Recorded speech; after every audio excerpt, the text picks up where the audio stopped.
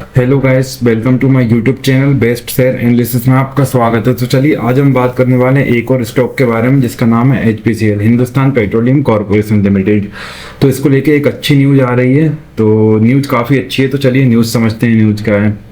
अगर हम स्टॉक की बात करें तो हिंदुस्तान पेट्रोलियम कॉर्पोरेशन एक OMC कंपनी है और PSU स्टॉक्स है, मतलब ऑयल मार्केटिंग कंपनी है और PSU स्टॉक है। HPCL शॉर्ट में बोलते हैं। NSE पे हम अभी देख रहे हैं तो इसका शेयर प्राइस जो है 399.25 पे ट्रेड करके क्लोज हुआ है, जो एक दिन में 0.30 पैसे गिरावट दिखा रहा है, जो कि 0.08% बनडे का होती है। तो कंपनी अच्छी है। अब देखते हैं हम न्यूज़ क्या आ रही है।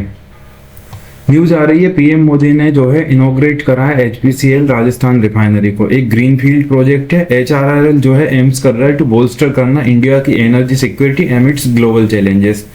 तो ये जो अभी सिचुएशंस बन रही थी ना, तो प्रॉब्लम आने लगी थी, क्रूड ऑयल परचेस करना पड़ रहा था या हमें कुछ भी क्रूड से रिलेटेड चीज़ों में दिक्कत आ रही थी, तो उसके लिए इंडिया की एनर्जी सिक्योरिटी कर रहे हैं ताकि और स्ट्रॉन्ग कर रहे हैं इंडिया की एनर्जी सिक्योरिटी सिस्टम, ताकि ग्लोबल चैलेंजेस कुछ हों तो यहाँ दिक्कत ना हो इंडिया में। बाकी देखते हैं टाइम्स ऑफ इंडिया में क्या दिया गया है।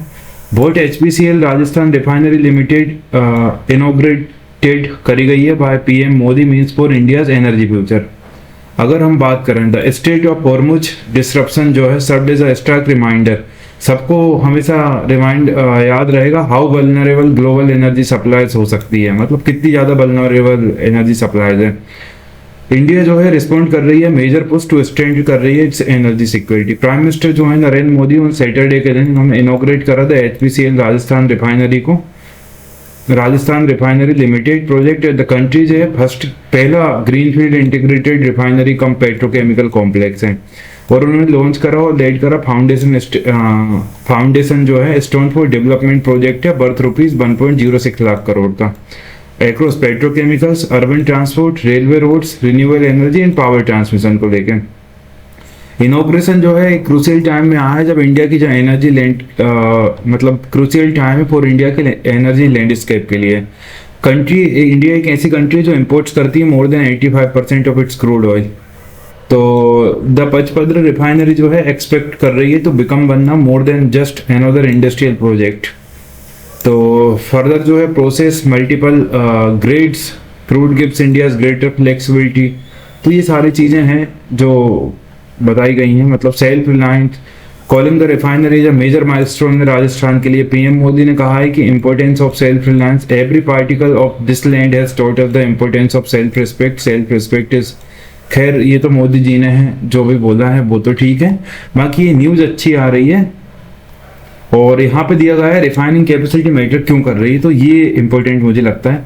At the same time union जो petroleum and natural gas minister हैं हरदीप सिंह पुरी, उन्होंने डिस्क्राइब करा है refinery as far more than infrastructure project. Minister Puri ने कहा है इट वुड जनरेट एम्प्लॉयमेंट, ये एक तो पहली चीज ये रोजगार देगी, प्रोस्पेरिटी आएगी टू द रीजन में, एनहेंस करेगी इंडिया की जो सेल्फ रिलायंस है across economic and commercial sector में उसको लेके। He also compared India's refining expansion with global trends के साथ, noting that no greenfield refinery had been built in the United States in the last 50 years। तो अभी तक कोई भी ग्रीनफील्ड रिफाइनरी लास्ट 50 साल में नहीं बनाई गई USA में। वाइल यूरोप जो रिफाइनिंग कैपेसिटी है कंटिन्यू टू डिक्लाइन, और यूरोप की जो रिफाइनिंग कैपेसिटी है वो डिक्लाइन होना कंटिन्यूड हो रही है। In comparison he said refining capacity is said to increase from around 270 million metric ton से between 310 and 320 million metric ton by 2030। तो 2030 तक 310 से 320 मिलियन मीट्रिक टन की रिफाइनिंग कैपेसिटी इंडिया के पास होगी, जो अभी है 270 मिलियन मीट्रिक टन। तो और ये काफ़ी अच्छी न्यूज़ है मेरे हिसाब से, और भी बहुत सारी चीज़ें दी गई हैं लेकिन ये हम देखेंगे नहीं। बाकी HPCL को लेकर अच्छी खासी न्यूज़ आ रही है। स्टॉक को आप चाहें तो अपनी वॉच लिस्ट में शामिल कर सकते हैं, क्योंकि कल के दिन यानी मंडे के दिन इस पर इफेक्ट देखने को मिल सकता है, कुछ ना कुछ इम्पैक्ट तो डेफिनेटली स्टॉक के ऊपर आएगा। बाकी ये कोई बाय सेल रिकमेंडेशन नहीं है, और मैं कोई सेबी रजिस्टर्ड एनालिस्ट बिल्कुल भी नहीं हूँ। तो किसी भी फाइनेंशियल इंस्ट्रूमेंट में चाहे स्टॉक्स हो, म्यूचुअल फंड्स हो, ETFs हो और क्रिप्टो करेंसी हो, तो इन्वेस्ट करने से पहले अपने एक बार फाइनेंशियल एडवाइजर से सलाह जरूर लें। तो इसी तरह और भी स्टॉक रिलेटेड न्यूज़ देखने के लिए हमारे चैनल को लाइक शेयर सब्सक्राइब करना ना भूलें। Thank you.